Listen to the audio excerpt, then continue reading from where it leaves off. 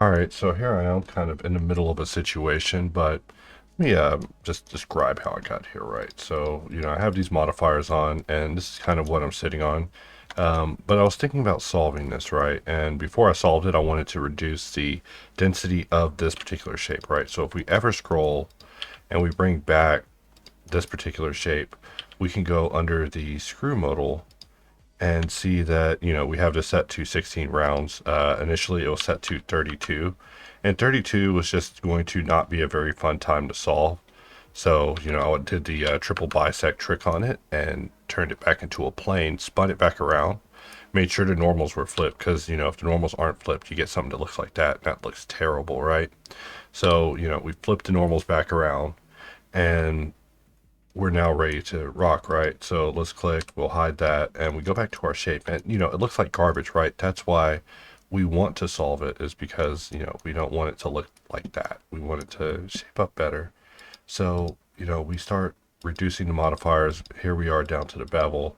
And then, now we're getting to the nitty gritty. So really the money is on this particular boolean. So really I want to apply all modifiers up to this particular modifier, right?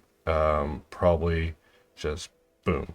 So let's just go under modifier scroll, and I'm going to tab, and let's just scroll through, and we're just activating it down to where we want. And I'm just going to shift click the checkbox all the way there, and then let's just click, and we have applied it. And you're like, whoa, did a lot very fast. And you know not for that's what she said, but we also did it very hard. We basically applied everything very hard. So let's select this. I'm pressing Control I to grab any stray geometry and get rid of it. That's the thing about using spins and screws, right? So let's Alt X, and we want to do a bisect modifier to basically have our work, because we're not barbarians here, right? And we also want to go ahead and just delete this face, because it's just not going to be a thing. However, we do need to basically rotate this face to get it just right. So we can leave it here for now. Now we can get to work cleaning it up, which, this is a really simple thing to deal with, but let's go ahead and jump into it. So I'm going to just jump in nsolve, and we're just going to join. Join is master, meaning LMB master, right?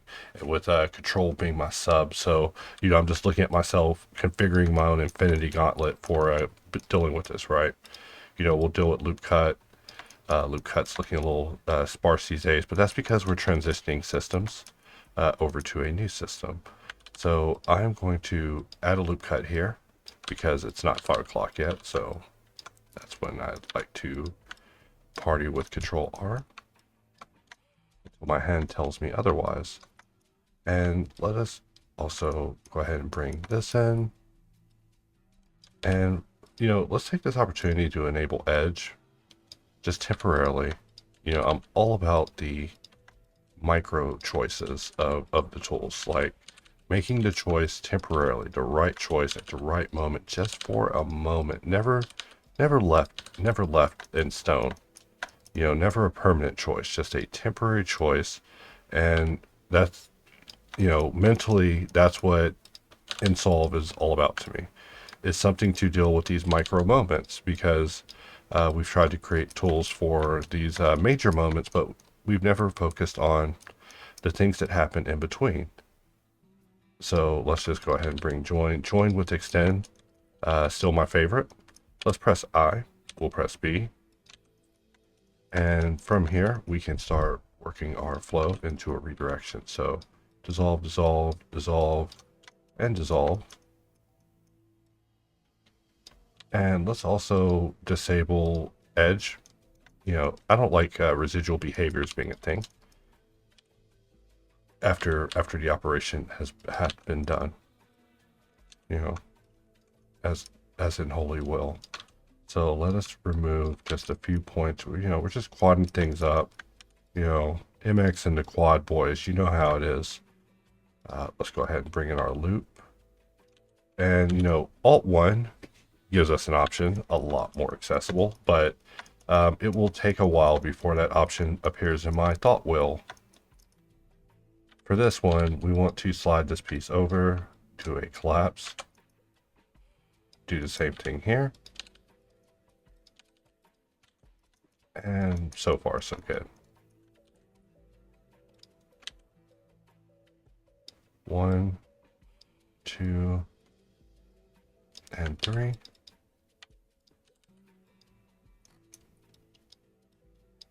And really solving ain't no thing, right? But just a little party. A little poly-solving party. In fact, I was playing a little Tetris, and I got bored. I was playing Tetris forever. They do not have bots on the game, so it's just over. It's like, why even play this if I'm not crushing people, even non-humans? So what I want to do is select this. We've been discussing quite a few additions, but I've been trying to be a little more flexible in the way that I request them, right? So what I mean is, rather than requesting a linear feature, I want to request basically a series of blocks that assemble the feature and then give it to users in that form instead. So that way they can be reassembled in different forms. And keeping that ideology going is difficult, but it has been fun as a way of presenting ideas. You know, I always look at things like a form of Congress, presenting ideas and interests in order to promote one's ideals. So over here, I was about to begin solving that because I am a solving machine. For this part, do we need to solve this? For the sake of the video, just to have you guys for just a moment more, we'll press I and then B in order to inset this with boundary, a Blender beloved. All right. So from here, we are just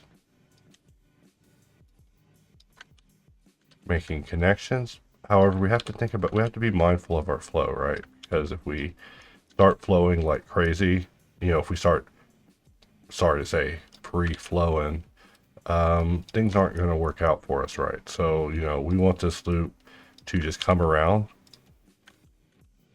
In fact, you know, maybe something like that, and then something like that, you know, we call that the Anubis. All right, and we'll just add a edge, slide this back, and just like that, we have solved it. How do we know we solved it? We'll enable analyze, and we see that we only have one little try. They're like, you tried so hard and got so far. You tried so hard and got so far. And if we look at this and think about how we could solve this out, we do have a little bit as far as versatility goes, but you know, it's the risk versus reward question. In fact, we can bring one loop back, turn this into a redirect, and just like that, we have solved this shape, right?